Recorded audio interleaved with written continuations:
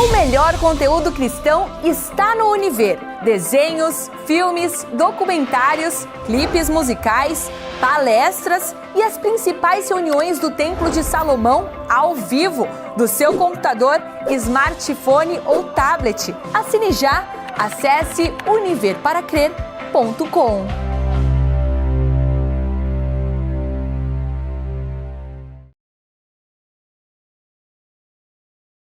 Graças a Deus, e em o nome do Todo-Poderoso, o Senhor dos Exércitos, o que está acima de tudo que existe nos céus e na terra, tudo, ele está acima do infinito. Em o nome dele, seja abençoada, minha amiga, meu amigo ouvinte, sejam todos os ouvintes abençoados. Eu ergo as minhas mãos para o teu trono, meu Pai, e suplico que o teu Espírito venha conduzir essa criatura que me ouve e venha arrancar as dúvidas, os medos, as preocupações, as ansiedades, enchê-la da tua força, da fé, da coragem, da audácia, da determinação, enchê-la da fé inteligente. Receba, minha amiga, meu amigo ouvinte, agora, nesse momento, o espírito da fé, o espírito da vitória, o espírito do Senhor Jesus Cristo. E quem crê, e quem aceita, e quem recebe, diga amém e graças a Deus.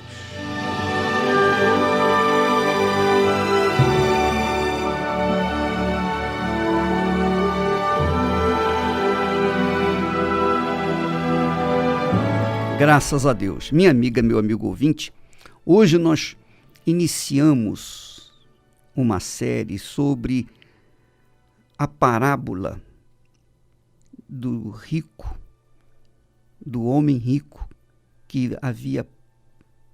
cujo campo havia produzido com abundância. E eu vou depois, em seguida, entrar na parábola do rico e pobre. Aliás, parábola não, da história do rico e do Lázaro. Então nós vamos falar durante essa semana sobre, graças a Deus. Minha amiga, meu amigo ouvinte, hoje nós iniciamos uma série sobre a parábola do rico, do homem rico, cujo campo havia produzido com abundância. E eu vou depois, em seguida, entrar na parábola do rico e pobre. Aliás, parábola não, da história do rico e do Lázaro. Então nós vamos falar durante essa semana sobre o que vem após a morte. Porque muita gente, a maioria das pessoas nem tem ideia do que acontece após a morte. Então nós queremos usar a palavra que Jesus ensinou, tanto uma parábola como uma história. Então, aqui em Lucas capítulo 12, versículo 16, Jesus propôs uma parábola, dizendo: a herdade, o campo de um homem rico tinha produzido com abundância. E ele pensava consigo mesmo, dizendo: que farei? Não tenho onde recolher os meus frutos. E então disse: farei isto, derrubarei os meus celeiros e edificarei outros celeiros maiores do que os primeiros. E ali recolherei todas as minhas novidades, os frutos da minha herdade, os meus bens. E então direi à minha alma: alma, tens em depósito muitos bens para muitos anos. Então descansa, come, bebe e folga. Esse é o pensamento desse homem rico, porque ele tinha sido agraciado com uma produção dos seus frutos ainda maior do que ele tinha. Então, ele ficou pensando: o que eu vou fazer com tanta produção? Eu vou reconstruir, eu vou derrubar aqueles celeiros e vou reconstruir celeiros muito maiores para guardar ali os meus bens. E depois eu vou viver regaladamente. Eu vou comer, vou descansar, vou beber, enfim, eu vou gozar o resto dos meus dias. Quer dizer, esse homem rico não era um pecador. O pecado dele, o erro dele, a falha dele, não era porque ele era rico. Nada disso. Mas é porque ele estava ocupado, ocupou os seus pensamentos com as coisas desse mundo, com as riquezas desse mundo. E você sabe, eu sei, nós sabemos que tudo que nós vemos, que os nossos olhos veem, tudo que nós vemos é passageiro. Cedo ou tarde vai acabar. Cedo ou tarde nós vamos deixar esta terra, vamos deixar esta vida. Mas a vida invisível, que é a vida da alma, você sabe que a alma não morre. O corpo morre, mas a alma não. A alma é o corpo espiritual pela qual o Senhor Jesus deu a vida. Jesus veio ao mundo para salvar a alma, não veio para salvar o corpo, não veio para salvar o espírito, veio para salvar a alma, sua alma, minha alma, nossa alma. Mas esse homem rico estava preocupado em reservar riquezas para o bem da sua alma. Quando ele falou: alma, tens em depósito muitos bens para muitos anos, descansa, come, bebe, folga, ele não se preocupou com o futuro eterno da sua alma. Ele se preocupou com o futuro terreno da sua alma. Então, Deus lhe disse: louco, esta noite te pedirão a tua alma. E o que tens preparado? Para quem será? Quer dizer, a alma dele será pedida por alguém que não é Deus. Não é Deus. E eu pergunto, por que não é Deus? Porque Deus faz menção de que alguém vai pedir a alma dele. Alguém vai pedir a alma dele, vai requerer a alma dele, daquele homem rico. Por quê? Porque o rico viveu em função do agrado à sua alma neste mundo e não se preocupou com a salvação da alma na eternidade. Não se preocupou. Talvez você que esteja me ouvindo nesse momento esteja assim. A sua mente, seu coração, os seus pensamentos estão voltados exclusivamente para essa vida. Você está preocupado com essa vida. Você quer garantir o seu futuro nesta vida. Você não está preocupado em garantir o seu futuro eterno. Você está preocupado em garantir o seu futuro terreno.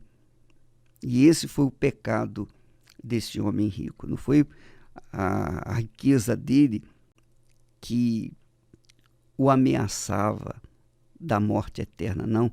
Foi o pensamento dele. Às vezes a vida chega até 80, 90, 100 anos, 100 e poucos anos.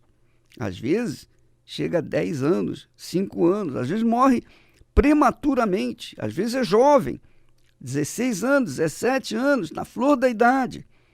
Às vezes morre com 30, com 20, enfim, a pessoa, para morrer, basta estar vivo.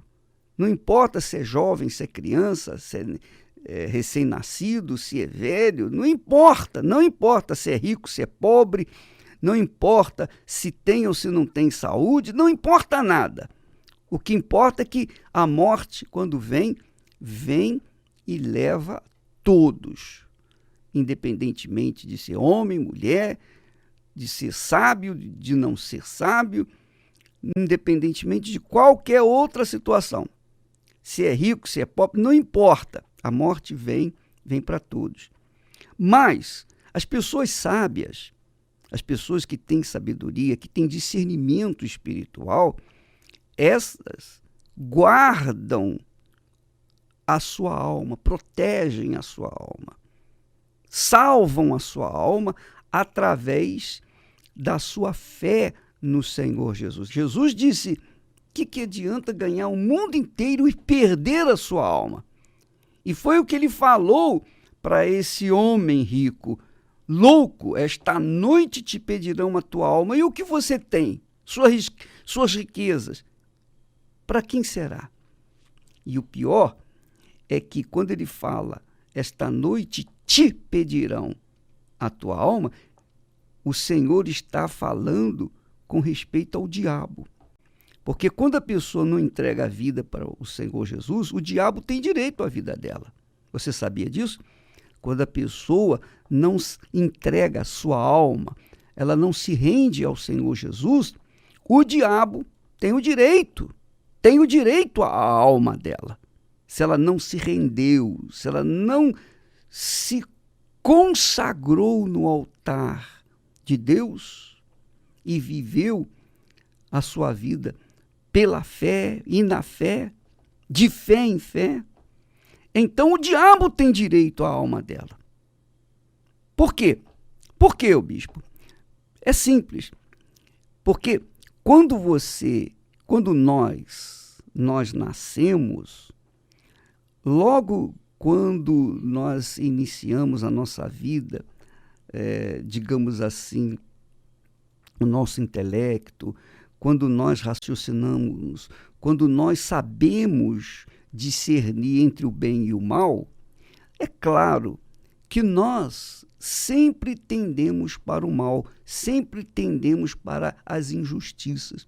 E quando se trata de fé no Senhor Jesus, nós estamos falando de justiça.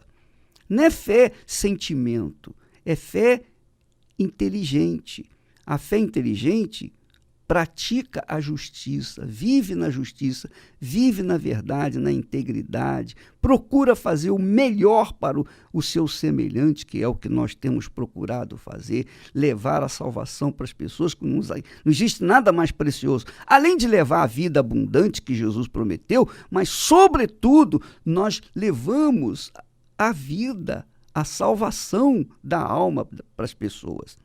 Então, isso acontece com aquelas pessoas que nasceram de Deus, aquelas pessoas que nasceram do Espírito Santo. É claro, quando a pessoa não nasce do Espírito Santo, ela continua egoísta, ela continua vivendo na injustiça.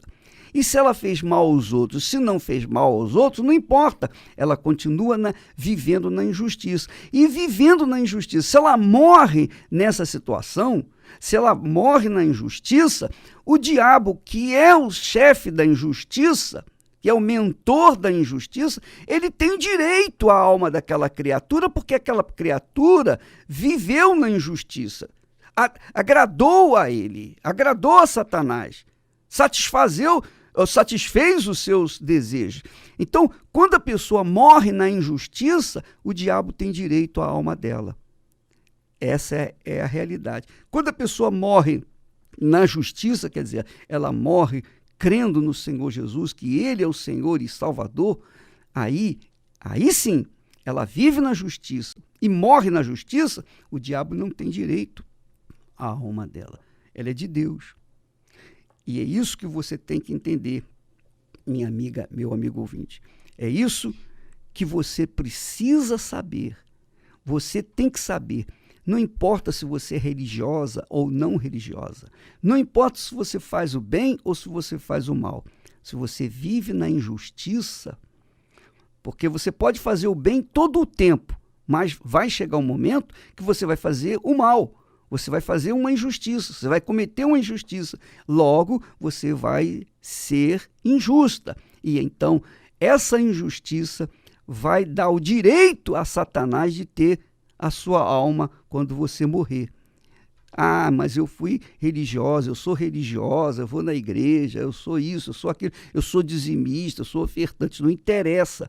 Se você viveu na injustiça, você serviu a Satanás e Satanás terá o direito à sua alma. Agora, se você viver na justiça, andando na verdade, na integridade, um comportamento ético, o seu caráter é bom, você quer o bem das pessoas, mesmo que você não possa fazer tanto bem às pessoas, mas você quer, você tem intenção de ajudar as pessoas, você faz o que você pode para ajudar as pessoas. Então, você está vivendo na justiça. E quando você morre, a sua alma pertence ao Senhor da justiça, que é o próprio Senhor Jesus. Então, minha amiga, meu amigo ouvinte, essa é a grande diferença entre o justo e o perverso, entre aquele que agrada e aquele que não agrada a Deus, aquele que serve a Deus, que é a justiça, e aquele que não serve a Deus, que é a injustiça, que é Satanás. Ou você serve a Deus, ou você serve ao diabo. Essa é a realidade. E quando você morre, aquele que você serviu vai levar a sua alma. Essa é a realidade. Eu não sei quem você está servindo. Eu não sei. Mas uma coisa eu sei.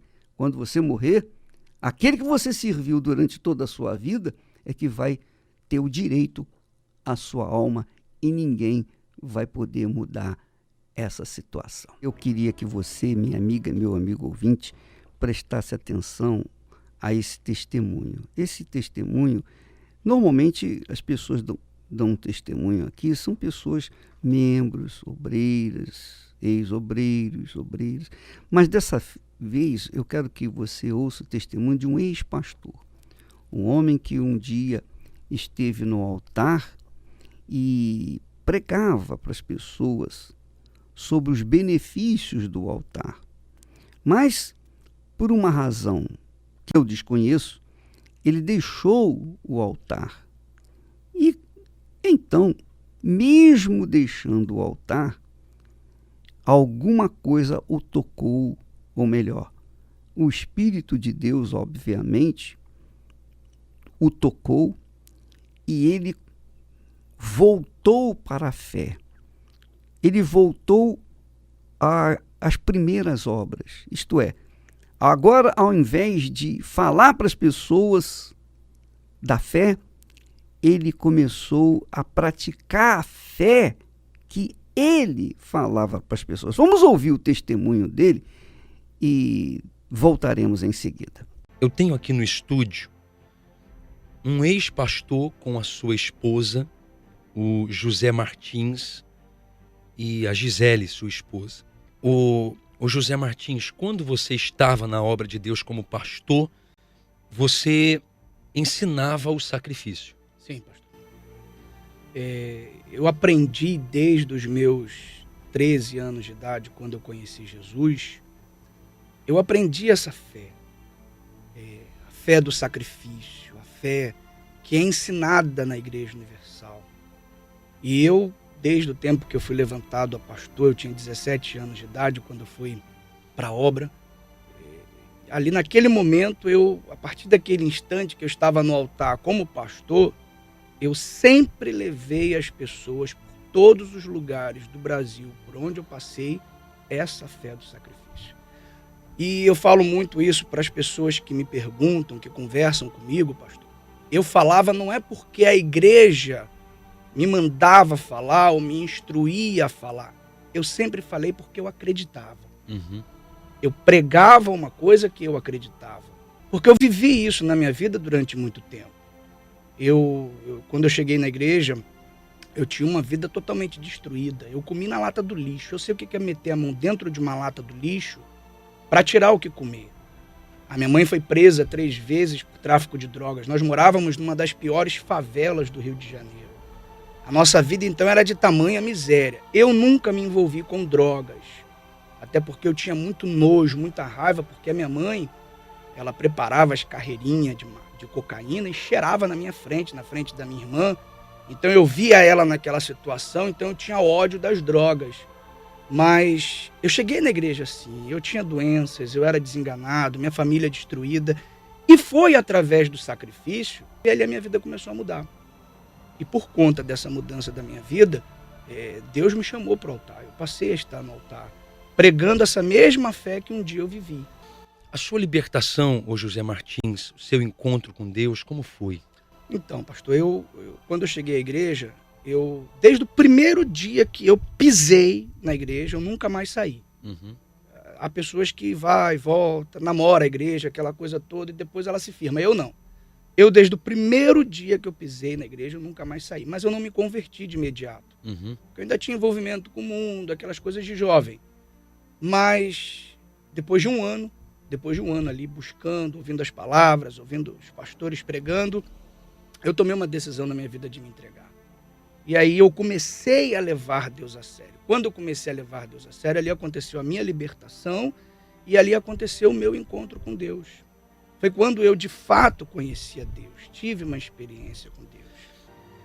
E eu costumo, sabe, pastor, falar para as pessoas que quando eu tive o meu encontro com Deus, e eu tenho certeza que eu tive, porque às vezes a gente, pelo fato da gente ter cometido um erro e ter saído da obra, tem muitas pessoas que têm aquele julgamento de ele não era nascido de Deus, por isso ele errou. Não, eu era nascido. Eu fui nascido de Deus. Eu tive esse meu encontro com Deus, só que depois de um tempo, pastor, já no altar como pastor, eu passei a pregar a fé da fogueira santa, eu passei a pregar a fé do sacrifício e deixei de viver.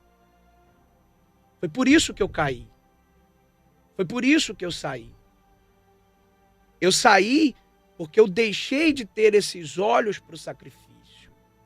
Eu deixei de entender que a nossa vida ali no altar é uma vida de sacrifício. Para você estar em cima do altar, você tem que viver o sacrifício. Quando eu deixei de viver esse sacrifício, eu fiquei cego, espiritualmente falando.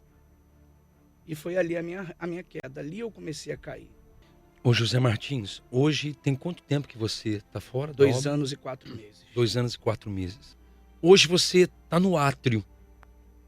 E hoje essa fé sacrificial acendeu em você? Hoje você, mesmo de membro, não mais de pastor, continua fazendo o que um dia você tanto pregou? Quando eu saí da obra, pastor, eu vim para cá, para o Espírito Santo, e eu me lembro, nunca mais eu me esqueço. Eu estava ali naquela praia de Itapuã, ali um dia de noite, eu sentei na areia, eu sozinho. Tava aquela lua bonita, e ali eu comecei a chorar, chorei. Eu lavei a minha alma naquele dia, ali, chorei. E eu falei com Deus uma coisa ali, sentado sozinho. Eu falei assim: Deus, eu tenho 2 escolhas. Ou eu me revolto, ou eu volto para o mundão, caio nessa vida aí fora e volto para o lixo da onde eu saí. Ou então agora eu vou colocar em prática tudo o que eu ensinei. Tudo aquilo que eu preguei, que eu olhava nos olhos da pessoa e falava assim: faz, porque vai dar certo, porque a sua vida vai mudar. E eu optei pela segunda coisa. Eu falei assim: eu vou fazer tudo o que eu ensinei um dia para o povo, eu vou voltar a fazer. Eu vou voltar a viver essa fé. E logo em seguida, 2, 3 meses depois, veio a Fogueira Santa de Israel. E quando a gente saiu, a gente montou um comércio, uma loja. E o início estava, sabe, a gente teve até, na época, teve um movimento que foi feito no estado e a gente vendemos muito. E para quem estava começando, porque quando eu saí da obra, ao contrário do que muita gente pensa, que a gente tem dinheiro, a gente saiu sem nada. E veio aquele movimento de fé, aí a gente vendeu, nós vendemos muito, e veio uma importância que levantaria a gente. Uhum. Faria com que a gente desse uma guinada na nossa vida, no nosso comércio. Chamei minha esposa porque ela estava em comunhão comigo, ela sempre esteve nessa fé comigo. E eu falei, vamos fazer o seguinte, Zélio, a gente não tem nada mesmo. E a gente não pregou isso. Falamos para as pessoas durante muito tempo, se coloca na dependência de Deus. Hoje, se a igreja fizesse alguma coisa de errada, se os pastores fossem ladrões, como falam, eu pergunto para o senhor acha que eu seria dizimista? Se eu soubesse, porque eu estive lá 17 anos, eu conheço a intimidade da igreja. Então, se eu conheço a intimidade da igreja, eu sei como é que funciona o trabalho da igreja, se eu tivesse consciência que os pastores estão roubando, eu ia devolver meu dízimo. Eu ia fazer sacrifício para quem? Então eu sou bobo. Então eu sou um tremendo bobo. Eu sou o cara mais bobo do mundo, que eu sei que o senhor vai me roubar e eu boto meu dízimo no altar. Nós pegamos tudo, centavo por centavo, e colocamos tudo no altar. Tudo aquilo que a gente recebeu naquele período, daquela fogueira santa, foi até a primeira fogueira santa do templo de Salomão, nós colocamos tudo no altar. Quando os pastores viajaram pela primeira vez, colocamos tudo no altar, tudo. Pastor, nós estamos 2 anos e 4 meses. Para quem não tem profissão, para quem eu não tinha vida aqui fora. Tudo que eu sabia fazer na minha vida era pregar, era estar no altar. Eu não sabia fazer nada. Uhum. A minha esposa é jornalista, mas mesmo assim ela já estava há muito tempo fora da função dela, porque ela estava no altar comigo. Em 2 anos, hoje nós temos uma casa em Vila Velha, nós temos um apartamento na Serra, nós temos 2 carros e Deus não nos desamparou. Graças a Deus. Minha amiga, meu amigo ouvinte, você deve ter observado que o trabalho da Igreja Universal do Reino de Deus tem uma lisura, tem uma ética, tem uma disciplina, uma ordem, porque é a disciplina do reino de Deus. Nós não podemos trabalhar no reino de Deus e viver uma vida indisciplinada, desordeira. Não, de forma nenhuma. Há disciplina, a ordem, que todos gostam, né? Todo mundo gosta da disciplina, todo mundo gosta da justiça, não é verdade? Todo mundo gosta da justiça. O problema é que nem todos querem seguir a justiça, nem todos. Mas aqueles que seguem a justiça estão do lado de Deus. O Espírito de Deus conduz a gente à justiça. Então é bom que você invista a sua vida na justiça de Deus, na ordem, na disciplina da palavra de Deus, para que a sua vida vá bem, para que você venha viver de forma abundante, conforme Jesus tem prometido na sua palavra. Nós vamos ficando por aqui, apenas fazendo menção que nesta quarta-feira eu estarei aqui no Templo de Salomão, às 8 da noite, em ponto.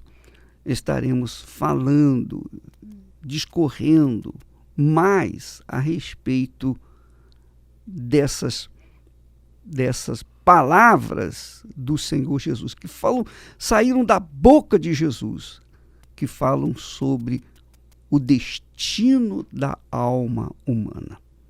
Nós estaremos falando nesta quarta-feira, às 8 da noite, aqui no Templo de Salomão.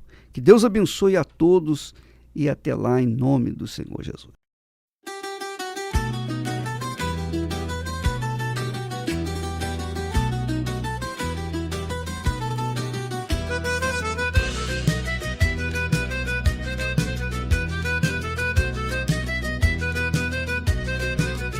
Sotto la luna cammino piano, con le scarpe vecchie di papà, strada parra, lo cori canta, e ti penso mentre va. Sotto la luna cammino piano, con le scarpe vecchie di papà, strada parra, lo cori canta, e ti penso mentre va. A nonna spanna i panni fuori, culo soli che struscia l'aria, o pane caldo sopra la pietra e l'odore di casa mia. Vento di casa, portami a tia, tra le mura du paese mia. Se tu mi chiami, torno con tutto, chianta un limone, ti do lo frutto.